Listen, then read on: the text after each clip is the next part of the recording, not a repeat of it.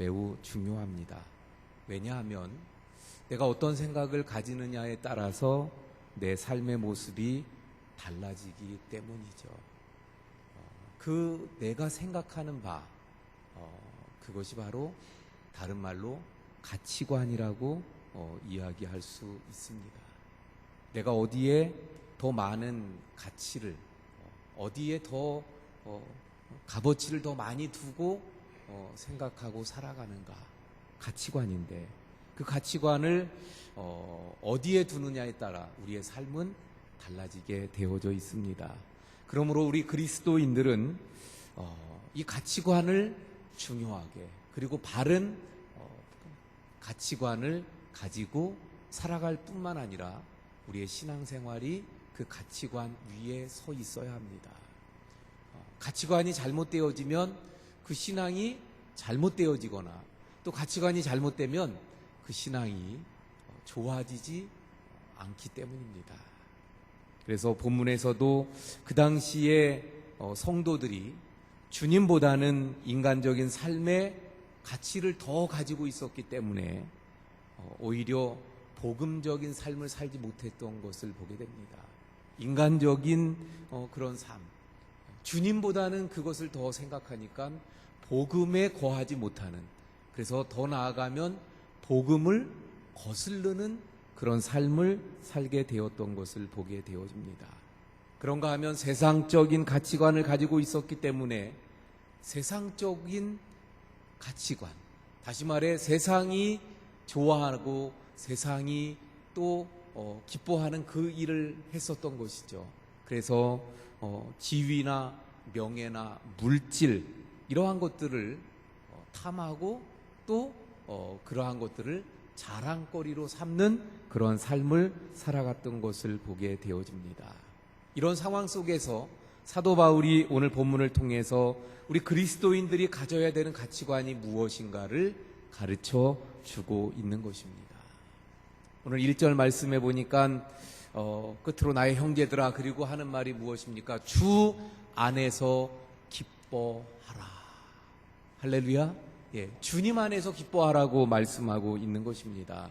다시 말해 기쁨의 근거가 어디에 있느냐를 잘 가르쳐 주고 있어요. 여러분은 기쁨의 근거가 어디에 있습니까? 나는 무엇 때문에 기뻐하고요, 나는 어떨 때 기뻐하는가를 잘 보면 알 수 있는데, 기쁨의 근거가 주 안에서라고 말씀하고 있는 것은 주님 안에 기쁨의 근거가 있다는 것을 말씀하고 있는 것입니다. 세상적인 자랑 또는 세상적인 요소, 이러한 것들이 기쁨의 근거가 되고 있다면 그럼 어떻게 되는 거예요? 세상적인 사람이 될 수밖에 없는 것입니다. 그리고 세상적인 사람들이 가지는 그 기쁨은 그래서 어떻습니까? 언제나 유동적이고 바뀔 수밖에 없고 조건적이고 상황에 따라 달라지고 변동되고 하는 것을 보게 되어집니다. 과거에 뉴욕에 자살 전염병이라고 일컬을 정도로 자살이 많이 일어났었다고 합니다. 그 당시 뉴욕은 어떤 곳인가 하면 가장 살기 좋고 풍족하고 많은 사람들이 부러워하는 그런 갖출 것을 다 갖춘 사람들이 사는 곳이라고 했던 것이 뉴욕입니다. 그런데 그런 곳에 사는 사람들이 오히려 어떻게 했다고요? 자살을 하는, 이것이 마치 전염병처럼 퍼져나가고 번져나가서 그래서 자살 전염병이다 이렇게 이야기했더라고 하는 것입니다. 왜 그러한 일이 일어났는가? 생활에 필요한 모든 것들을 가지고 있으면서도 왜 자신의 삶을 포기하게 되어졌는가? 알고 보니까 삶의 목표가 전혀 없었기 때문이더라 하는 겁니다. 그런데 이게 이제는 우리의 이야기가 되고 말았습니다. 오늘날 우리 한국이 자살 전염병이 퍼지고 있잖아요. 왜 그럴까요? 과거에 못 살던 시대에는 오히려 지금처럼 그렇게 자살이 많지 않았잖아요. 그런데 더 잘 살고 있는데, 그런데 왜 자살하는 일들이 더 많이 벌어지고 있는가? 왜냐하면 가치를 세상적인 것에 두고 있기 때문입니다. 세상적인 그 요소에 세상이 자랑하고 세상이 좋아하는 거기에 가치를 두고 목표를 두고 있기 때문에 세상적인 목표가 잘 이루어지지 않으면 그러면 의욕을 상실하게 되고 좌절하면서 그러면서 그만 자살하게까지 이르게 되는 것을 보게 되어집니다. 여러분, 우리는 분명히 기억해야 합니다.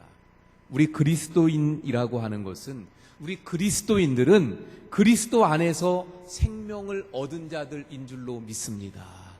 그리스도를 통해서 그리스도 안에서 그리스도의 생명을 얻은 사람들이 바로 우리 그리스도인입니다. 그러므로 생활에 필요한 모든 것이 혹시 없을지라도, 세상이 자랑하는 것들이 나에게 없을지라도, 그래서 세상이 추구하고 세상 사람들이 볼 때 나는 가진 것 없고 아무것도 없는 그런 모습일지라도, 그래도 우리에겐 예수 그리스도가 있기 때문에 예수 그리스도를 통해서 오히려 기쁨을 얻고 예수 그리스도 까닭에 삶의 이유와 목표가 되어야 할 줄로 믿습니다. 성경에 보면 그래서 이러한 가치관을 가졌기 때문에 세상의 것들을 가지지 못했어도 기쁨을 유지할 수 있었던 많은 사람들을 우리가 보게 되어집니다. 하박국 선지자가 뭐라고 이야기합니까? 자신의 삶을 돌아보니까, 그리고 그 당시 자기의 그 나라의 상황을 보니까 너무나도 어려운 거예요. 기근으로 인해서, 가뭄으로 인해서 그만 농사가 하나도 되지 않았어요. 가지고 있는 게 아무것도 없습니다. 여기를 둘러보고 저기를 둘러보아도 우리에게 있는 것이라고는 아무것도 없어요. 그러므로 아무것도 없고, 그리고 그들의 삶에 지금 길이 막막합니다. 미래가 불확실해요. 어떻게 될지 알 수가 없습니다. 그러므로 기쁨을 얻을 수가 없는 거예요. 더 나아가 어떻게 감사할 수 있겠습니까? 그러나 하박국 선지자는 그런 상황 속에서도 뭐라고 이야기합니까? 아무것도 없지만, 여기를 둘러보고 저기를 둘러보고, 외양간에 보니까 아무것도 없어요. 밭에 나가 보니까 아무것도 없어요. 뜰에 가 보니까 아무것도 없어요. 그러나 구원의 하나님을 인하여 내가 기뻐하리로다. 할렐루야. 바로 하나님에게 예수 그리스도를 통하여서 가치관을 두고 살아가는 사람들은 세상적인 가치관과 바로 그 삶의 모습이 다르기 때문에, 그래서 변동되고 환경과 조건에 따라서 기쁨과 감사가 변하는 것이 아니라 기쁨의 근거가 되시는 주님 안에서 언제나 감사할 수 있는 줄로 믿습니다.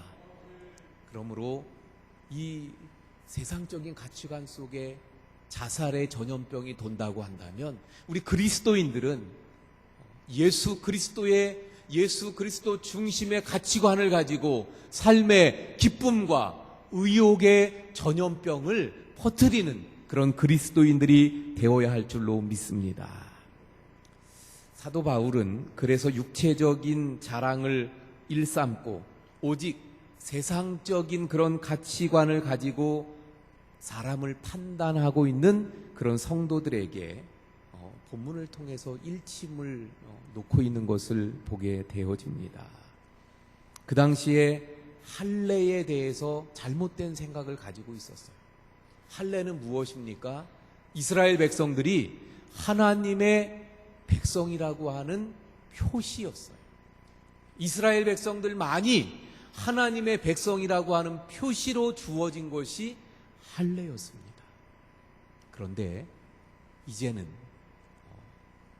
그 할례로 하나님의 백성의 표가 주어지는 것이 아니라 이제는 예수 그리스도를 통해서 은혜가 주어졌기 때문에 이스라엘 백성만이 아니라 인종과 또 민족과 그리고 남녀 또는 높고 낮은 이런 계급에 의해서가 아니라 누구든지 예수 그리스도를 통해서 은혜 받고 구원받을 수 있는 하나님의 자녀가 되는 이러한 은혜가 주어지게 되어졌더라 하는 것입니다. 그런데도 불구하고 유대인들은 여전히 할례의 그런 영적인 의미를 깨닫지 못하고 의식 자체만을 집착하면서, 그래서 자신들은 할례를 받았다는 것으로 자랑하고 할례를 받지 못한 그런 다른 이방 민족들에게 할례를 받아야만 구원받을 수 있다는 그러한 말을 하고 있었더라 하는 것입니다. 여기에 사도 바울은 이런 할례가 영적인 의미가 중요함을 그렇게 깨닫고 말하면서, 그래서 마음속에 성령의 감동하심을 따라서 하나님을 경배하고 하나님을 섬겨가는 그것이 진정한 할례인 것을 그들에게 깨우쳐 주고 있는 것을 보게 됩니다. 하지만 유대인들은 계속해서 율법을 지키며 할례를 받아야 된다는 것을 생각하고 있었습니다. 결국 무엇입니까? 율법은 자신의 의의를 드러내는 거예요.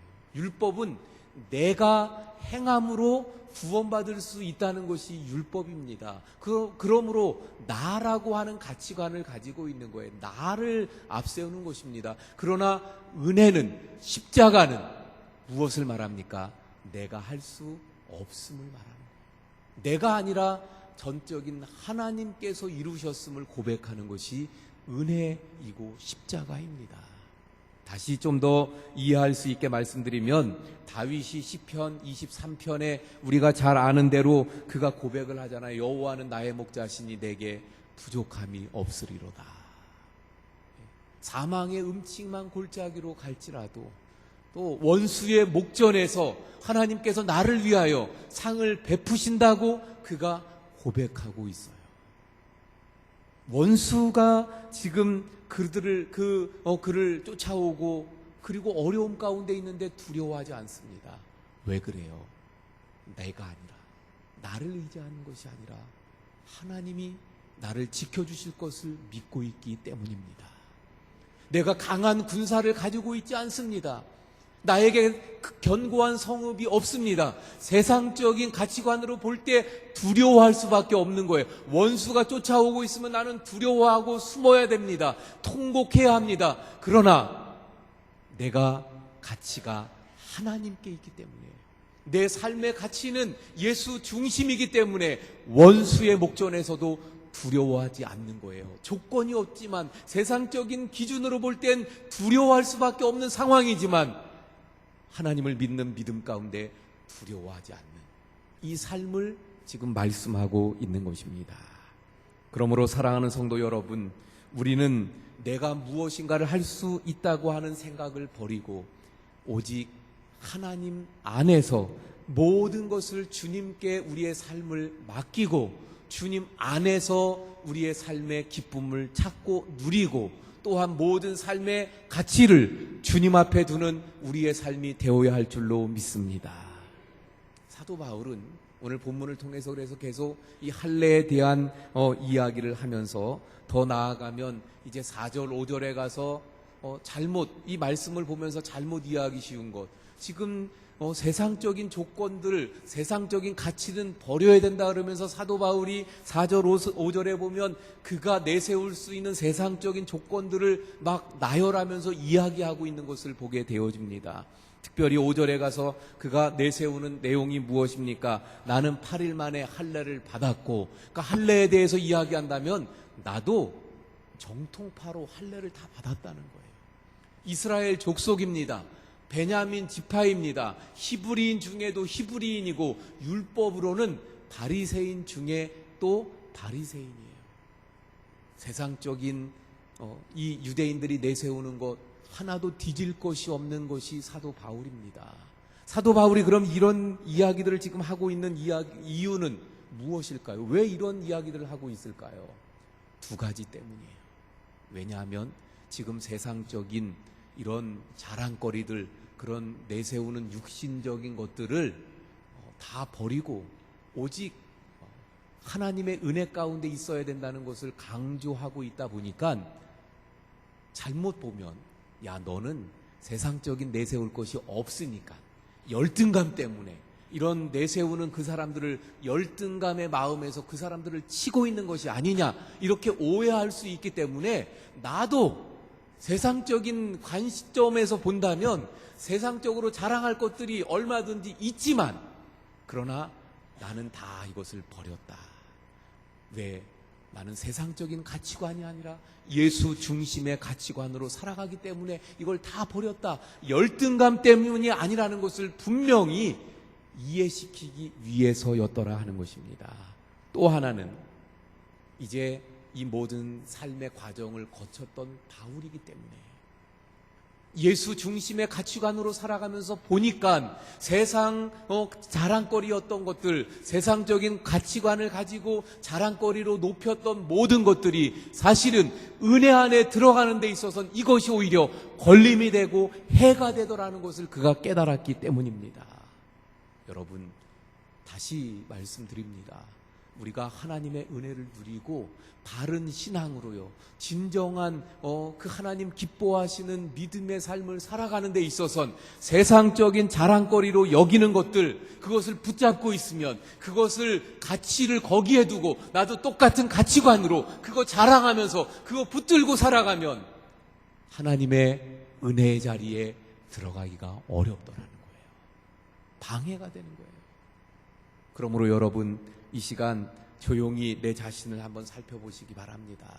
내가 더 큰 믿음으로 하나님의 은혜의 자리로 들어가지 못하는 이유는 세상적인 것들을 붙잡고 있기 때문이 아닌가.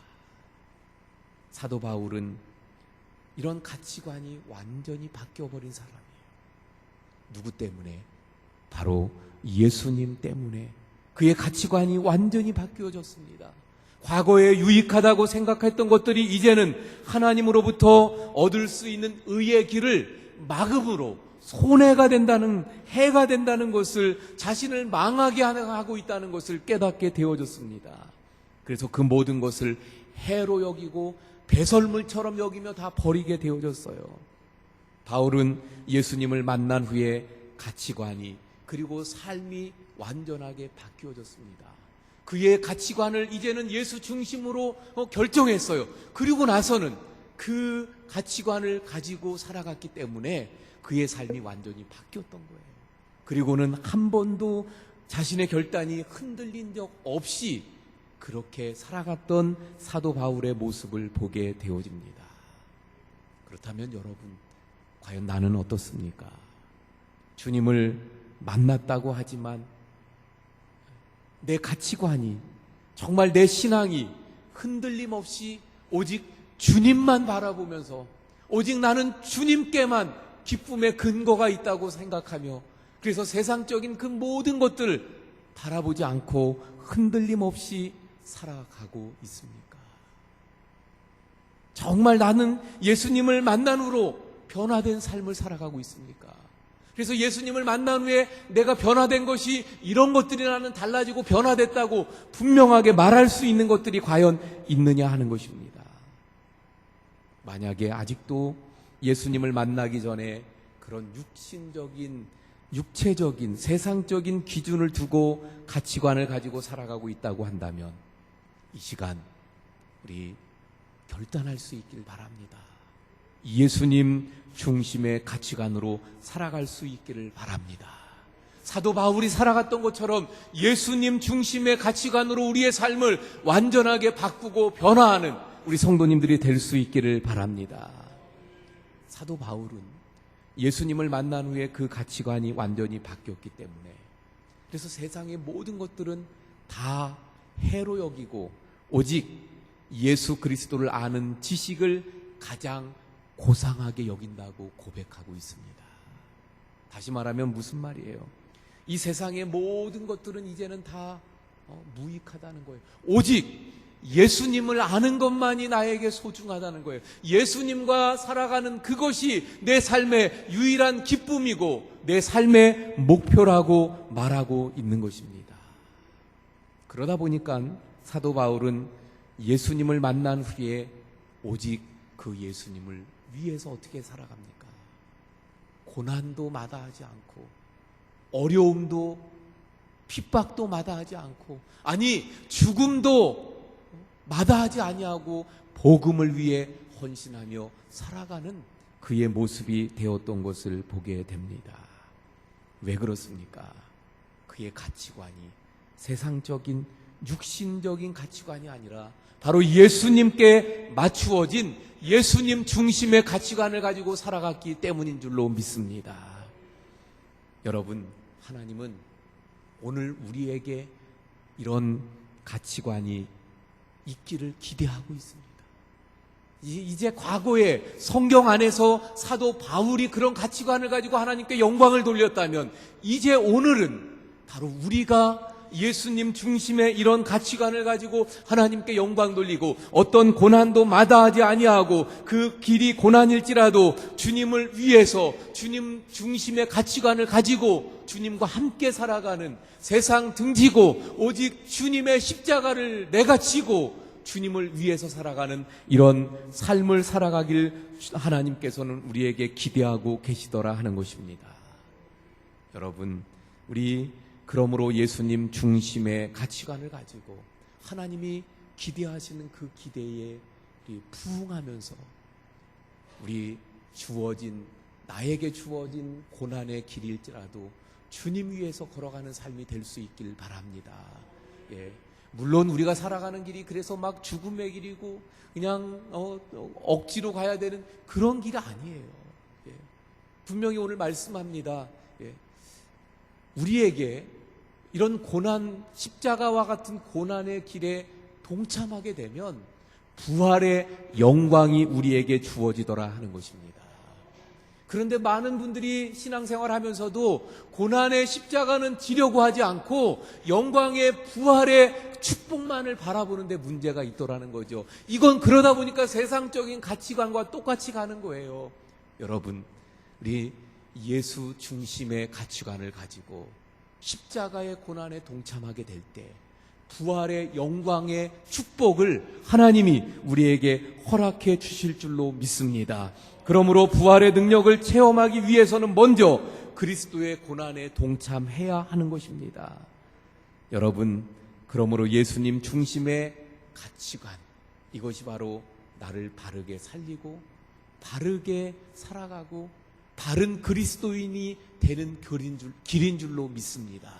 예수님 중심의 가치관을 가지고 살아가시는 우리 모든 성도님들 되시기를 축원을 드립니다. 기도하시겠습니다. 하나님, 참으로 세상은 우리를 유혹하고 그래서 세상적인